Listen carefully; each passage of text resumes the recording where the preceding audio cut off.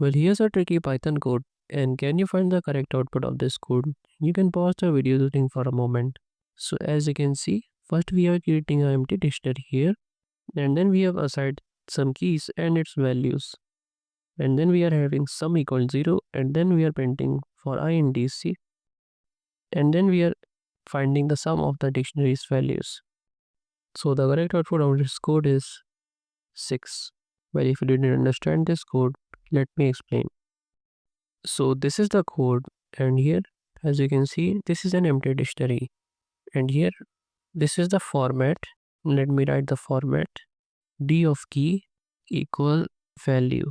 This is the format of a dictionary if you're adding value. So when you do this, this dictionary will become 1 colon 1. And again, when we do this, then we have character of 1 equal 2. And finally, we have DC of 1.0 equal 4, which means this will be overwritten and here will be 4. And now it's all simple. Sum is 0. So in first iteration, 0 plus 4 is 4. And in the final iteration, 4 plus 2 is 6. So we have got 6 here, and this is the output.